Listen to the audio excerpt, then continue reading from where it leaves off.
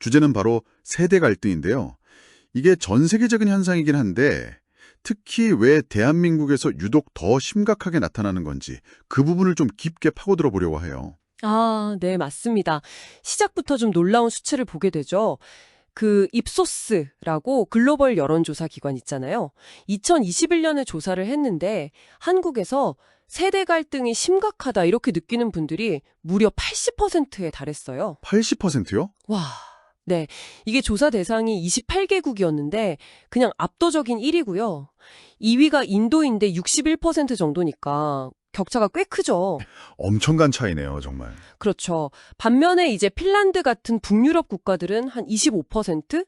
그 정도 수준으로 아주 낮게 나왔습니다. 이야, 80%대 25%라니 정말 극명한 대비인데요. 그래서 이번 저희 딥다이브의 미션이 바로 이겁니다. 도대체 이 차이가 어디서 오는 건지 그 뿌리를 한번 찾아보고 또 상대적으로 갈등이 적은 북유럽 모델에서는 우리가 뭘 배울 수 있을지 그걸 탐색하는 거죠. 네, 아주 중요한 포인트가 될 것 같습니다. 자, 그럼 이 복잡하게 얽힌 실타래를 한번 같이 풀어가 볼까요? 일단 그 80%라는 현재 인식도 참 충격적인데 앞으로 이게 더 심해질 거다 이렇게 보는 분들도 절반이 넘는다는 거죠. 55%나 된다고요? 네, 맞아요. 미래 전망까지 비관적이라는 게 더 문제의 심각성을 보여주는 것 같아요. 그리고 또 하나 흥미로운 점은 응답자의 거의 절반, 한 49% 정도가 이게 어느 한 세대만의 고통이 아니라 젊은 세대랑 기성세대 모두 비슷하게 힘들다. 이렇게 인식하고 있다는 점이에요. 아, 그러니까 누구 탓을 하기보다는 양쪽 다 어렵다고 본다는 거군요. 하는 거죠. 그럼 그 근본적인 원인? 어디서부터 찾아봐야 할까요? 이게 굉장히 복합적인데요. 첫 번째로는 역시 한국 사회의 그 특별한 경험, 바로 초고속 압축 성장을 빼놓을 수 없을 것 같아요. 정말 짧은 기간에 엄청난 변화를 겪었잖아요. 그러다 보니까 세대별로 경험한 사회나 경제적 환경이 너무 다른 거예요. 살아온 배경 자체가 너무 다르다. 네, 가치관이나 삶의 방식에서 차이가 크게 벌어질 수밖에 없었죠. 특히 그 자료들을 보면 1970년대생 이후 세대는 그 이전 세대와는 정말 질적으로 다른 변화를 겪으면서 생각하는 방식 자체가 많이 달라졌다는 분석이 있더라고요. 시대적 배경의 차이가 정말 크다는 말씀이시네요. 근데 거기에 또 경제적인 불평등 문제, 이게 또 기름을 부은 것 같아요. 맞습니다. 아주 중요한 지적이에요. 요즘 뭐 벼락거지다, 영끌이다 이런 말들 괜히 나온 게 아니잖아요. 청년 40%가 내 집 마련은 그냥 포기했다 이런 통계도 있었고요. 네, 바로 그 경제적 불안정, 이게 두 번째 핵심 원인이라고 볼 수 있습니다. 집값 문제도 그렇고 또 고용 불안정 문제도 심각해서 심지어 부모와 자식 간의 일자리 전쟁, 이런 표현까지 나올 정도니까요. 허허, 일자리 전쟁이라니. 네, 그러니까 이 생존 경쟁 자체가 너무 치열해지다 보니까 세대끼리 뭔가 연대하고 협력하기보다는 좀 경쟁하고 갈등하는 구도가 만들어지기 쉬운 그런 환경이 된 거죠. 듣고 보니 정말 그렇네요. 여기에 또 소통 문제도 무시할 수 없을 것 같은데요. 요즘 디지털 기기는 많이 쓰는데 책은 잘 안 읽다 보니 문해력 저하 현상이 나타난다 이런 되게 있잖아요. 아, 네네, 그것도 중요한 부분이죠. 이게 다른 세대의 글이나 생각을 이해하는 능력 자체를 떨어뜨려서 소통을 더 어렵게 만든다는 분석도 있더라고요. 동의합니다. 세대 간의 경험 차이도 큰데 그걸 이해할 수 있는 통로마저 점점 좁아지고 있는 셈이니까요. 그리고 여기에 또 정치적인 양극화 문제, 그리고 언론의 역할, 이것도 갈등을 더 키우는 요인으로 작용하는 것 같아요. 언론의 역할이요? 네, 실제로 응답자분들 중에 74.1%가 언론 보도가 세대 갈등을 부추긴다고 답했을 정도예요. 와, 꽤 높은 수치네요. 그렇죠. 그리고 한국 사회가 사실 다른 갈등 수위도 굉장히 높잖아요.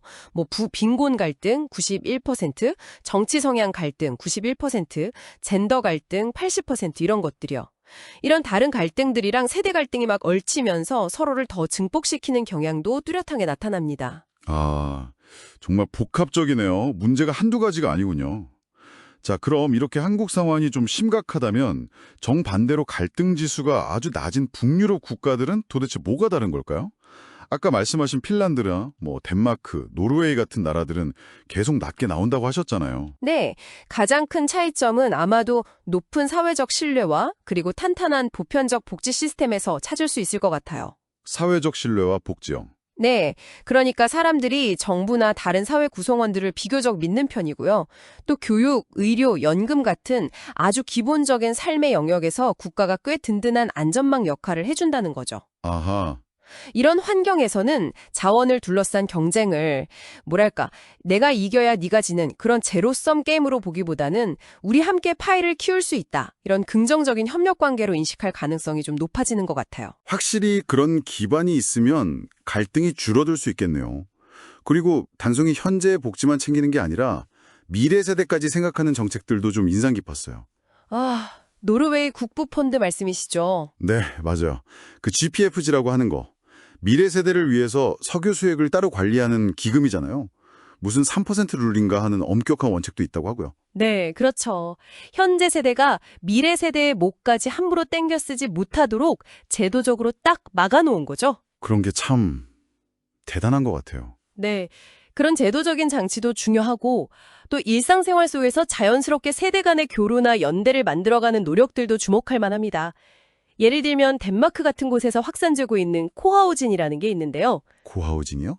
네, 다양한 연령대의 사람들이 하나의 공동 주거 공간에서 같이 살면서 일상을 공유하고 서로 돕는 그런 모델이에요. 아, 같이 산 거군요. 그렇죠. 또 에이지 사이클링이라고 자원봉사자들이 특별히 제작된 자전거에 노인분들을 태우고 동네를 돌면서 외출도 돕고 이야기도 나누는 그런 프로그램도 있고요. 와, 재밌네요. 이런 활동들이 세대 간의 어떤 물리적인 장벽뿐만 아니라 심리적인 장벽까지 허물면서 서로를 이해할 기회를 자연스럽게 만들어주는 거죠. 네. 오늘 쭉 얘기를 들어보니까 정말 흥미로운 대조점이 보이는 것 같습니다. 한국의 심각한 세대 갈등은 급격한 사회 변화, 또 경제적인 불안정, 소통의 어려움, 정치적인 요인 같은 것들이 막 복합적으로 얽혀서 만들어진 어찌 보면 좀 제로섬 경쟁의 결과물처럼 느껴진다면 그렇죠. 반면에 북유럽은 높은 사회적 신뢰와 보편적인 복지, 그리고 미래까지 생각하는 어떤 연대 정책들, 이런 걸 통해서 함께 가는 사회의 가능성을 보여주는 것 같아요. 네, 정확한 비교이신 것 같습니다. 이 비교 자체가 우리가 지금 겪고 있는 이 사회적 긴장을 이해하고 또 해법을 찾는데 아주 중요한 출발점이 될 수 있겠다는 생각이 드네요. 네, 여기서 그럼 마지막으로 여러분께 질문 하나를 던지면서 마무리를 해볼까 하는데요.